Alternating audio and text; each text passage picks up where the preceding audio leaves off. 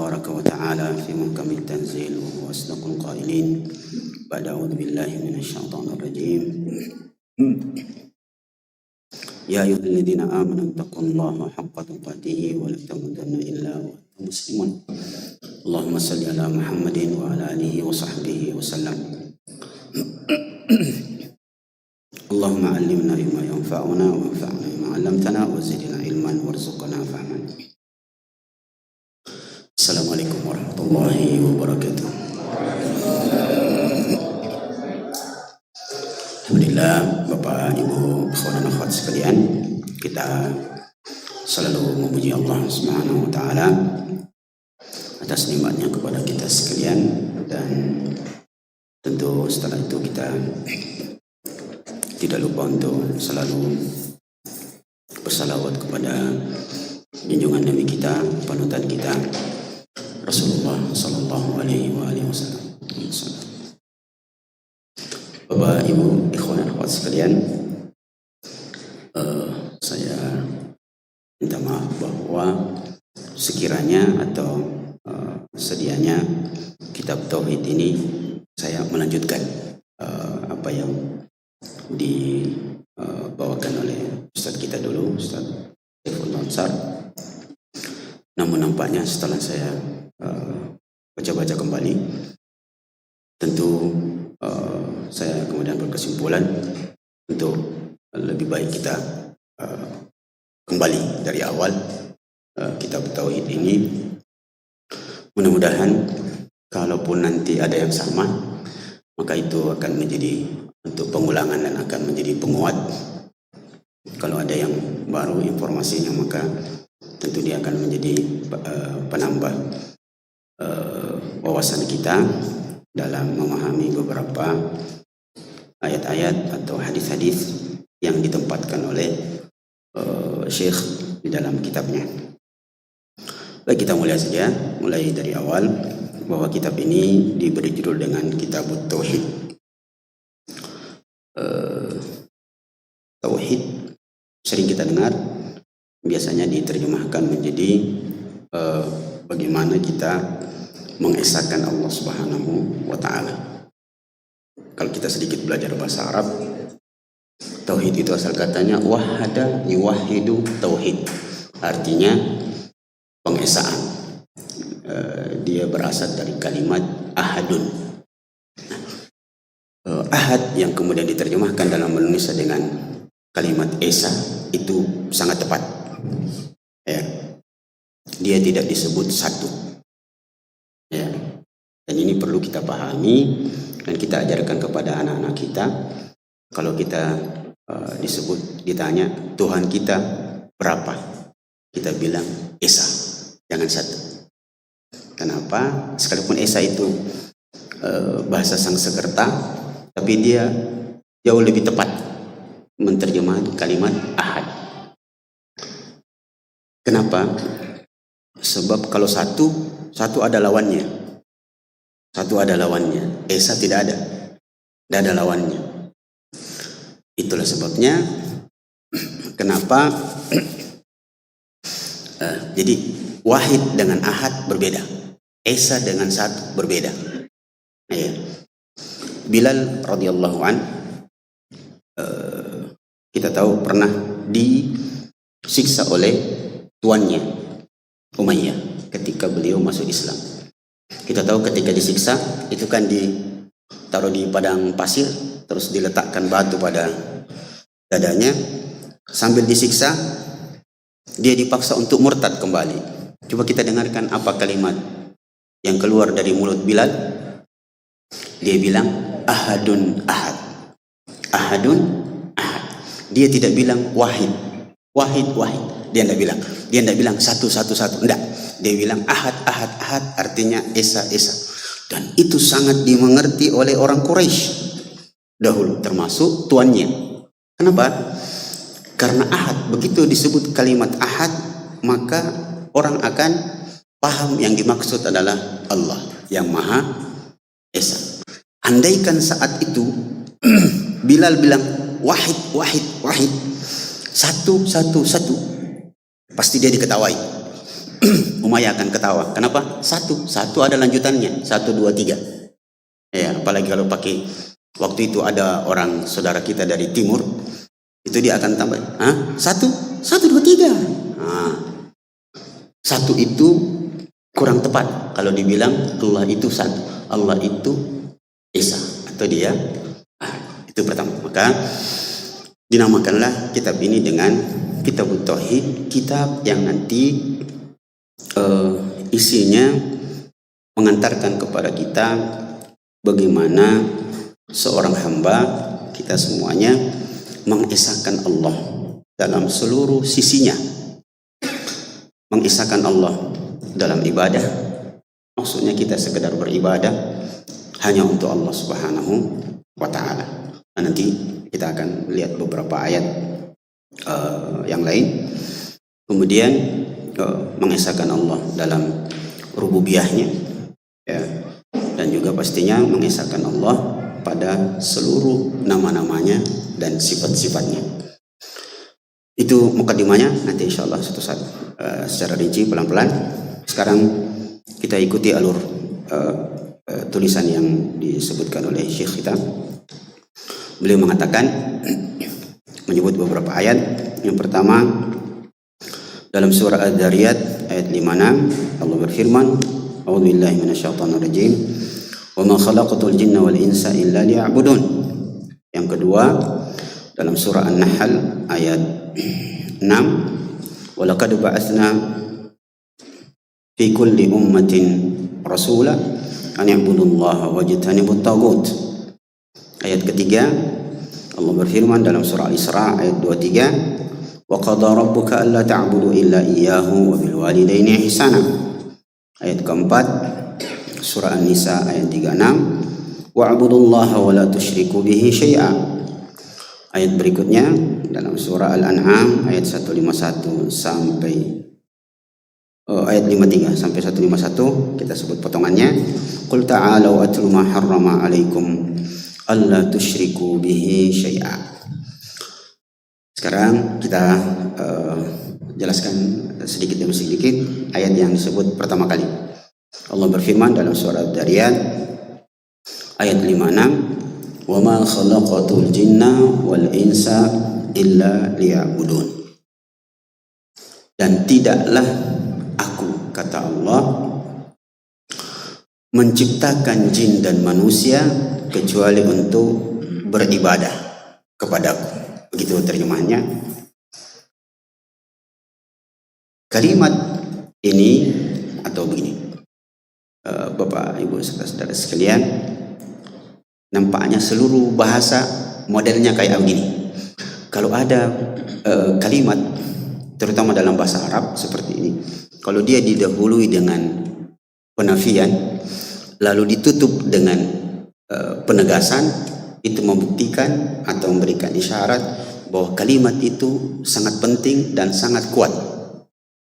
Wama dan tidaklah, nanti ditutup dengan kecuali, persis dengan la ilaha illallah, la tidak, kemudian nanti di ujung kecuali. Semua kalimat yang modelnya seperti itu, yang dimulai dengan penafian lalu ditutup dengan isbat penegasan, itu pasti kalimatnya sangat tegas dan sangat kuat. La ilaha illallah, tiada ilah yang pantas disembah kecuali Allah. Itu kuat sekali. Bahkan dalam bahasa Indonesia saja sangat kuat. Kita coba-coba beberapa kalimat bahasa Indonesia.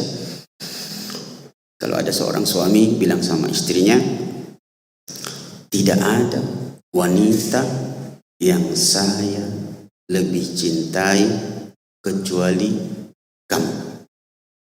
Tidak ada wanita yang lebih saya cintai kecuali kamu. Itu kuat sekali, kuat. Beda kalau dia tidak menggunakan dua unsur itu, unsur penafian dan unsur penegasan, nafi wal itsbat. Kalau dia cuma bilang begini sama istrinya, tapi ini bukan saya Pak ya, saya kutip orang. Dia bilang begini, kaulah wanita yang paling saya cintai. Di sini. Perhatikan. berarti di sana ada. Nah, ya. Karena dia tidak menggunakan penafian dan penegasan. Maka ayat ini supaya tidak terlalu jauh, yang penting kalau dia membebaskan kalimatnya dari penafian dan penegasan itu lemah. Kaulah satu-satunya yang kucintai, itu bohong itu. Ingat-ingat saja akhwat kalau ada cuma bilang begitu. Alhasil Allah mengatakan wama, dan tidaklah aku menciptakan jin dan manusia kecuali untuk beribadah kepadaku. Sedikit penjelasan di sini Allah menggunakan aku. Dalam ayat-ayat yang lain, misalnya dalam surah Al-Insan, inna khalaqanal insana min nutfatin amsyajin. Sungguh kami menciptakan. Di situ menggunakan kalimat kami. Sedikit pengulangan apa yang pernah Bapak Ibu Saudara sekalian mendengarkan. Jawaban atas pertanyaan, kenapa kadang-kadang Allah bilang aku, kadang-kadang Allah bilang kami. Jawabannya secara singkat, kalau Allah bilang aku, itu biasanya berhubungan dengan penciptaan yang itu adalah makhluk pertama. Itu adalah makhluk pertama. Makhluk setelah Adam itu sudah menggunakan kami. Maka kalau dia menggunakan kata ganti kami, itu artinya ada unsur lain, ada faktor X yang lain. Misalnya begini, kalau Allah bilang aku, sungguh aku telah menciptakan jin dan manusia, maka ini maksud jin di situ adalah jenis jin pertama, dan manusia pertama. Jadi Allah langsung menciptakannya, yaitu Adam. Jadi Adam diciptakan langsung oleh Allah Subhanahu wa taala, dengan tangannya sendiri. Makanya Allah menegur iblis, mengatakan, kenapa engkau tidak sujud kepada Adam yang aku ciptakan dengan tanganku? Kalau dia menggunakan kami, itu artinya ada proses lain, ada proses. Itu disebutkan dalam ayat surah Al-Insan tadi. Sungguh kami menciptakan manusia dari setetes air mani. Itu artinya Allah tidak langsung menciptakannya, tetapi dia melalui proses pertemuan antara sel yang ada pada diri laki-laki dan yang ada pada diri perempuan. Maka itu jawabannya sedikit tentang perbedaan antara penggunaan kata ganti aku dan kami. Fokus kita, Allah mengatakan, dan tidaklah aku menciptakan jin dan manusia kecuali untuk beribadah kepadaku.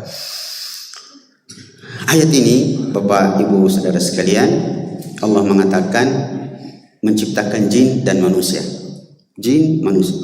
Disebut dulu jin. Hampir 90% ayat dalam Al-Quran ketika menyebut jin dan manusia selalu jin duluan. Jin itu berarti memberikan penegasan beberapa poin. Yang pertama, bahwa memang jin lebih dulu diciptakan daripada manusia. Yang kedua, bahwa jin itu lebih kuat daripada manusia. Jin lebih kuat daripada manusia, kecuali di beberapa keadaan. Di beberapa keadaan, bahwa ada manusia yang bisa lebih cepat dan lebih kuat daripada jin. Nanti suatu saat kita, tapi bisa bapak baca di surah An-Naml, kita ayat 30-an, 32 atau 33, cerita tentang Nabi Sulaiman yang mengumpulkan bala tentaranya untuk mendatangkan istana Ratu Balqis. Di situ ada namanya Ifrit, dia bisa mendatangkan singgasana Ratu Balqis dari Yaman menuju Palestina. Dia berjanji sebelum Nabi Sulaiman berdiri dari tempat duduknya. Tetapi ayat berikutnya,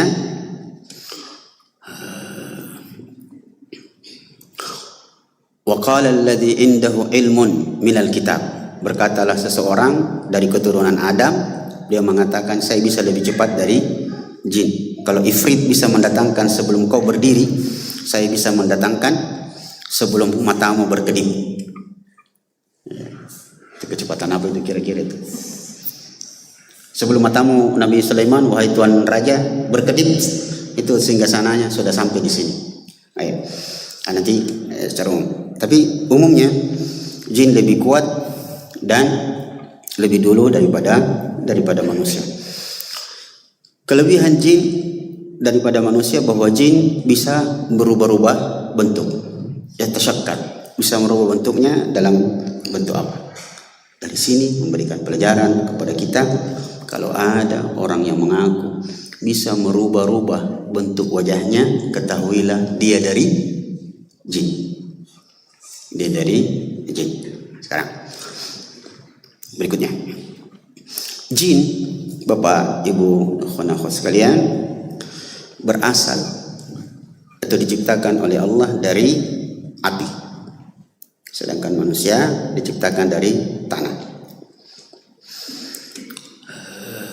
Berikutnya, semua kata dalam bahasa Arab jika bertemu huruf jim dan nun itu artinya ghaib, artinya tidak kelihatan.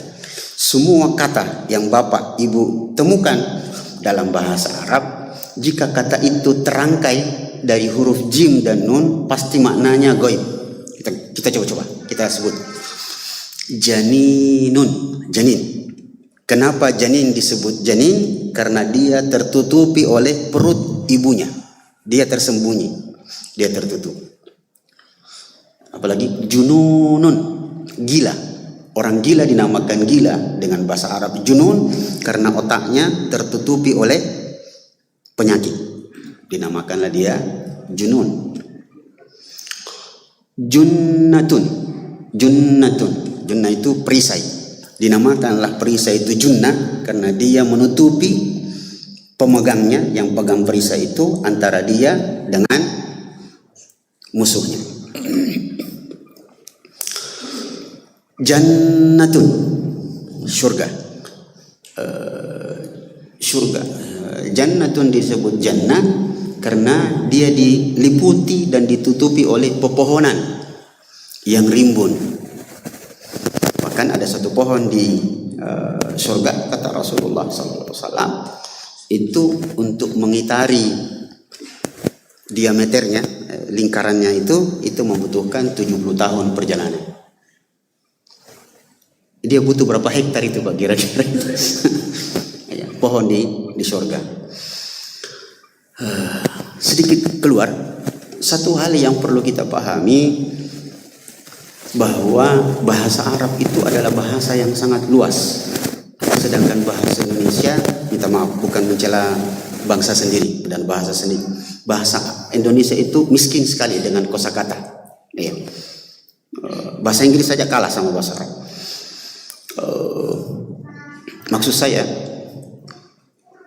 dulu ada dosen saya di UMI, dia tidak setuju kalau kalimat surga itu sebagai terjemahan al-jannah. Kata beliau tidak cocok. Begitu juga dengan bidadari yang merupakan terjemahan dari kalimat hurun 'ain. Kata beliau, saya semester berapa diajar oleh beliau itu, lupa namanya. Beliau bilang al-jannah ketika diterjemahkan menjadi surga tidak cocok, tidak pas. Dari sisi akidah tidak pas. Kenapa? Surga itu asal katanya dalam bahasa Sanskerta sywarga loka. Nah, sywarga loka dalam terminologi agama Hindu, tidak apa-apa disebut agama orang toh? Tidak apa-apa Pak. Terminologi agama Hindu, sywarga loka itu adalah sebuah tempat yang digunakan oleh sang dewa untuk beristirahat. Dalam konsep agama kita, mana ada Tuhan beristirahat? Tapi dalam agama Hindu, agama Nasrani, agama Yahudi, ya, itu dia bilang Tuhan beristirahat. Kenapa? Mungkin Bapak pernah dengar ini. Karena ini masuk dalam beberapa pemahaman orang tua kita di kampung. Apa itu? Begini. 1 pekan berapa hari, Pak? 7 hari. Betul? Betul. Baik. Tuhan, kita sebut Tuhan saja dulu supaya tidak kita nisbatkan langsung kepada Allah. Tuhan atau dewa itu menciptakan langit dan bumi berapa hari? 6 hari. Orang Hindu, orang Yahudi itu paham, sepakat bahwa memang Tuhan menciptakan langit dan bumi 6 hari. Dan Allah sebut khalaqas samawati wal ard fi sittati ayyam, dalam 6 hari, bukan 6 masa, Pak. Kalau saya tidak setuju dengan 6 masa. Betul-betul 6 hari. Nah, sekarang karena sepekan itu 7 hari, Tuhan menciptakan langit dan bumi 6 hari. Kalau begitu 1 harinya ngapain? Menurut konsep agama Hindu dan agama lain selain Islam, dia mengatakan Tuhan beristirahat. Di mana? Di tempat bernama Syurga Loka. Maka itulah sebabnya dosen kami itu tidak setuju kalau syurga menjadi terjemahan dari Al-Jannah. Karena Al-Jannah dalam konsep agama Islam luar biasa. Begitu juga dengan hurun in. Hurun in diterjemahkan menjadi bidadari tidak pas. Kenapa? Ternyata dalam konsep agama Hindu, ya, disebutkan bahwa bidadari itu adalah sosok wanita yang sangat cantik yang kemudian menemani sang dewa beristirahat di sebuah tempat bernama Syurga Loka. Nah, disitulah sisi-sisi pemahaman yang perlu kita pahami dengan baik. Jadi tidak benar. Apalagi dalam konsep agama lain selain agama kita ini yang mulia ini, bahwa mereka memahami bidadari turun ke muka bumi. Hei, tak bisa lah. Mana mungkin bidadari turun ke muka bumi? Rasulullah Sallallahu Alaihi Wasallam menyebutkan bahwa sekiranya bidadari itu diizinkan untuk menengok ke bumi ini, menengok di langit, menengok bumi ini, itu dia tidak membutuhkan, bumi tidak membutuhkan matahari. Saking cerahnya wajahnya. Seandainya 1 tetes keringatnya bidadari turun ke muka bumi, harum muka bumi ini. Harum, 1 tetes saja. Seandainya diizinkan turun, jatuh ke muka bumi, ya, harum muka bumi ini, Pak. Maka itulah sebabnya seperti yang pernah kita sebutkan, jangan pernah percaya kalau pernah bidadari 7 turun ke muka bumi dan mandi ketika mau kembali, satunya kehilangan selendangnya. Itu omong kosong. Itu Jaka Tarub dan 7 bidadari. Tidak mungkin. Masa bidadari lagi mandi di sungai? Ya, tidak mungkin lah. Itu sedikit. Jadi sekali lagi, semua kalimat dalam bahasa Arab ketika jim bertemu dengan nun pasti gaib. Apa itu? Yang terakhir adalah jin. Jin tidak mungkin kelihatan dalam wujud aslinya. Tidak akan pernah ada manusia yang bisa melihat jin dalam wujud aslinya. Tidak mungkin. Tidak mungkin. Kecuali kalau dia berubah. Dia berubah misalnya jadi manusia, jadi hewan, mungkin. Itu karena dia berubah bentuk. Tapi dalam wujud aslinya bohong. Orang yang mengatakan saya pernah melihat jin dalam wujud aslinya. Kenapa? Kita dengarkan perkataan Imam Asy-Syafi'i. Man idda'a annahu ra'al jinnah faqad kafara bima unzila ala Muhammadin sallallahu alaihi wasallam.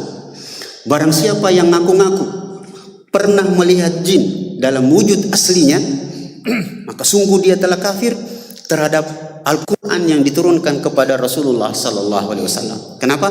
Allah berfirman dalam surah Al-A'raf, Innahu yarakum huwa wa qabiluhu min haitsu la tarawnahu. Sungguh jin itu bisa melihat kalian dari sisi manapun, di mana di arah itu kalian tidak akan pernah bisa melihatnya. Jadi omong kosong. Kalau ada orang bilang saya pernah lihat jin dalam wujud apa? Pocong. Nah, itu pocong mungkin. Dan disinilah letak kebodohan orang Indonesia. Masa takut sama pocong?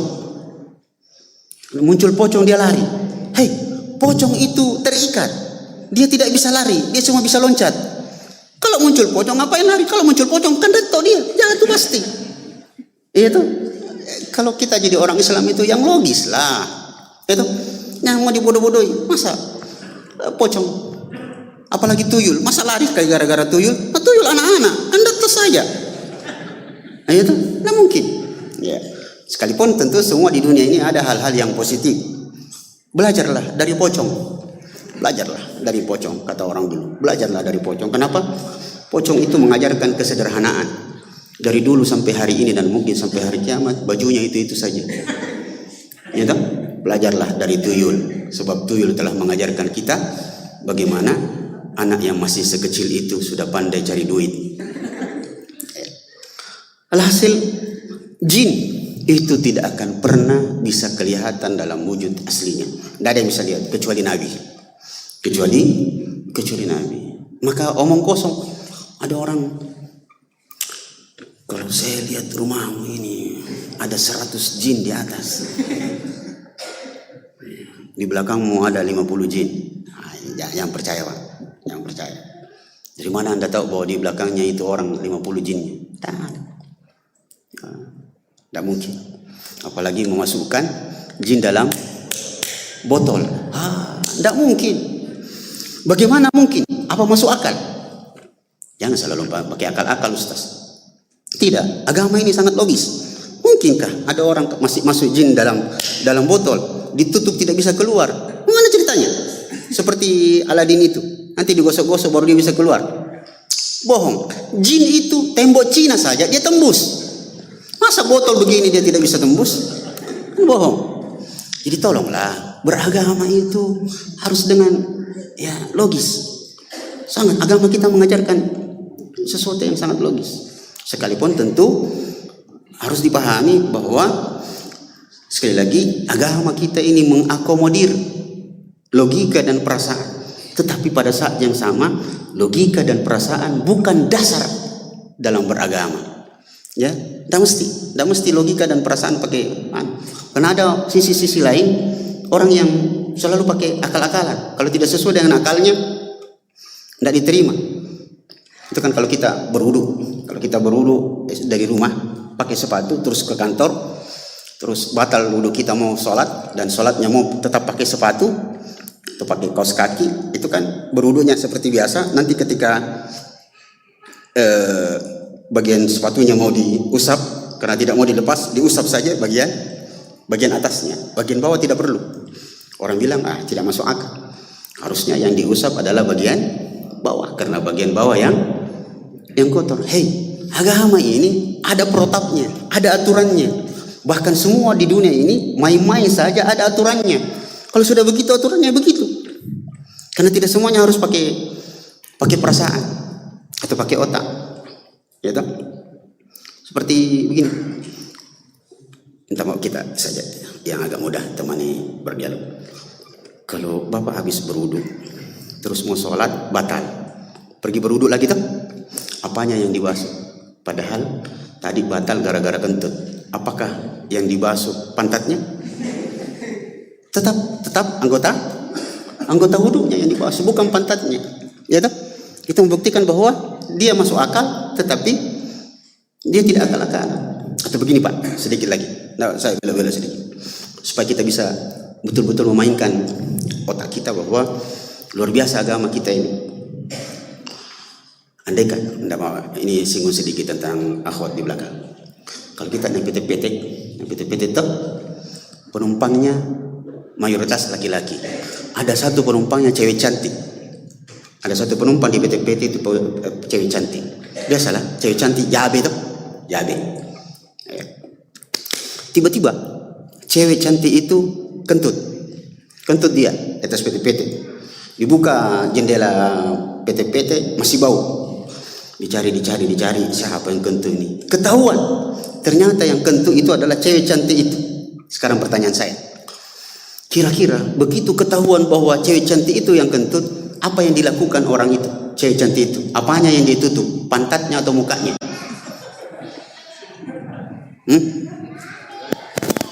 Dia malu toh? Ketika dia malu ketahuan bahwa dia yang kentut di atas PT-PT, apanya yang dia tutup? Mukanya atau pantatnya? mukanya lah. Padahal pantatnya yang mengeluarkan bau. Kenapa? Karena memang sudah begitu aturannya. Masa malu tutup pantat, malu tutup muka. Begitulah agama kita mengajar. Kembali lagi, tidak apa-apa. Maka sekali lagi, janin, junun, apalagi tadi, jannatu, jinnun, itu tidak akan mungkin kelihatan. Dia, maksudnya dia gaib. Adapun jin, dia tidak mungkin kelihatan. Allah mengatakan dalam firman-Nya dalam surah Al-A'raf, innahu yarakum huwa wa qabiluhu min haitsu la tarawnahum. Sungguh jin itu bisa melihat kalian dari sisi mana saja yang kalian tidak bisa melihat. Satu-satunya jin yang bisa kelihatan adalah temannya, yaitu jun. Itu saja. Iya. Dan memelihara jin tidak boleh. Tidak boleh. Sekalipun apa hukumnya pelihara jin, Ustaz? Nah, saya mau pakai dia untuk kebaikan, mengobati orang. Tidak boleh. Tidak boleh. Iya, karena hukum asalnya jin itu pembohong. Hukum asalnya jin itu pembohong. Kata Rasulullah SAW, kisah tentang Abi Hurairah yang menangkap syaitan itu, lalu diajarkan ayat kursi, beliau mengatakan, sadaqaka wa huwa kadzub. Sungguh dia benar telah mengajarkan kau ayat kursi, padahal dia kadzub. Kadzub itu kalau dalam bahasa Arab itu bentuk timbangannya faul, berarti banyak berdusta. Banyak berdusta. Jadi hukum memelihara jin tidak boleh. Sekalipun dibilang ini jin ilmu putih, tidak ada. Tidak ada istilahnya ilmu putih, ilmu hitam. Tidak ada. Satu-satunya jin yang bisa dipelihara, bahkan disunnahkan untuk dipelihara, terutama untuk laki-laki, adalah jin god. Ya. Baik. Jadi pelihara saja jin god, ya. Baik.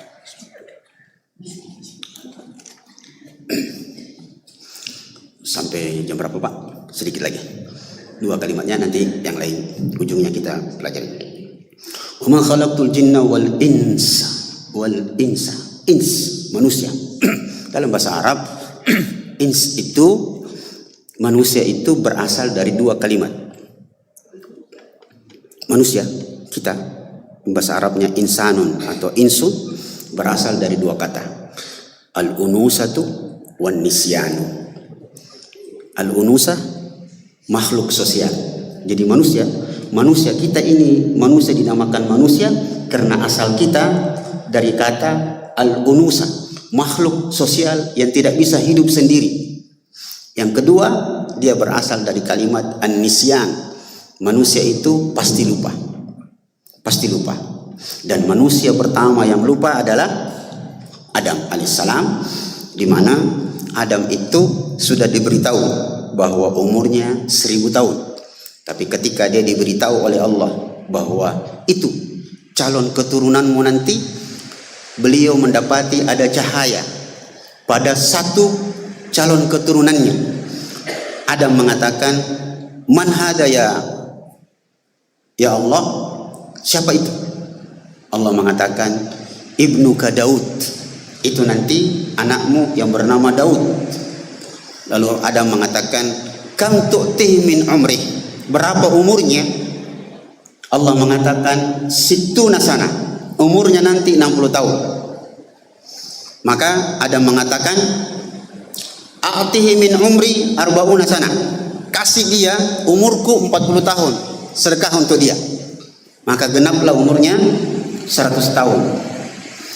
Tepat 960 tahun Adam hidup di dunia, datang malakul maut akan mencabut nyawanya. Jadi Bapak Ibu serta saudara sekalian, Nabi itu kalau mau dicabut nyawanya, malakul maut minta izin. Minta izin. Bagaimana? Sudah siap? Adam bilang, alaysa yabqa min umri arba'una sana? Bukankah umurku masih tersisa 40 tahun? Fanasiya. Dia lupa bahwa 40 tahun umurnya itu sudah disedekahkan kepada anaknya. Maka dialah manusia pertama kali lupa, dan keturunannya sampai hari kiamat akan menjadi punya sifat atau tabiat dasar, yaitu lupa. Ada di antara bapak yang tidak pernah lupa? Pak, syukurilah. Untungnya Adam, kakek kita, moyang kita itu lupa. Andaikan dia tidak lupa, bahaya Pak, bahaya. Lupa itu, ikhwan dan akhwat sekalian, adalah nikmat Allah yang sangat besar yang sering dilupakan orang. Lupa adalah nikmat Allah yang sering dilupakan orang. Ya, bahkan gara-gara lupa itu jadilah dalam syariat agama kita ada satu gerakan dalam sholat itu disebabkan karena lupa, yaitu sujud sahwi. Bahkan dalam ilmu kedokteran ditemukan bahwa ada satu penyakit obatnya satu, yaitu lupa. Penyakit apa itu Pak? Ada satu penyakit di dunia ini obatnya lupa. Penyakit apa itu? Nggak tahu, anak muda. Woi, nah udah, nggak selalu membaca bilang. Membaca juga, tapi kata salah seorang tokoh, saya tidak mau sebut namanya, nanti saya dianggap lagi kampanye lagi, bahaya. Ya, ada tokoh mengatakan sebenarnya orang Indonesia itu minat bacanya bagus, tinggi. Sayangnya kualitas bacaannya yang rendah. Buktinya bahwa minat baca orang Indonesia itu tinggi. Coba lihat itu, WhatsApp-nya dibaca terus, padahal sudah sering dibaca. Lagi kosong baca aja terus. Apa? Ya, tapi kualitas bacaannya yang rendah. Ya, apa anak muda? Ada penyakit, obatnya lupa. Penyakit trauma. Orang kalau trauma, apa kata dokter? Lupakan. Jadi lupa itu nikmat, ikhwan. Dia nikmat yang besar, yang sering dilupakan orang. Iya. Untungnya kita lupa. Seandainya Bapak tidak punya, kita ini manusia tidak punya tabiat lupa, bahaya Pak. Bapak dari rumah berjalan menuju masjid, sholat tidak bisa khusyuk. Kenapa? Semua yang kita lihat terekam, tidak bisa khusyuk kita. Lihat ini. Begitu salat Allahu Akbar, datang semuanya. Nah, tidak dilihat saja, yang lain-lain masuk. Apalagi kalau kita tidak lupa, dilihat semua ini. Nah, makanya kenapa kita disunahkan ketika mau sholat itu dianjurkan untuk tidak banyak beraktivitas, tidak sembarang dilihat. Lupa. Jadi kalau ada apa-apa lupakan saja. Lupakan. Cuma satu, jangan dilupa. Jangan lupa bayar utang. Nah, itu yang penting untuk kita selalu sadari. Baik. Itu sifat pertama manusia, al-nisyan. Yang kedua, al-unusa. Kita ini tidak pernah bisa hidup sendiri. Kita selalu membutuhkan orang lain. Bahkan kata Pak motivator, ingatlah baik-baik, kita manusia sejak lahir sampai mati kita akan selalu membutuhkan orang lain. Kita lahir, kita membutuhkan orang lain, dan sampai sekarang kita tidak pernah diberitahu oleh mama kita siapa yang membantu kelahiran kita, dan mati juga kita tidak akan tahu siapa yang membantu pengurusan jenazah kita. Oleh sebab itu kesimpulannya, bergaullah dengan baik dengan sesama manusia. Kalau dia melakukan kesalahan, lupakan saja. Lupakan. Kalau Anda melakukan kebaikan kepada orang lain, lupakan juga.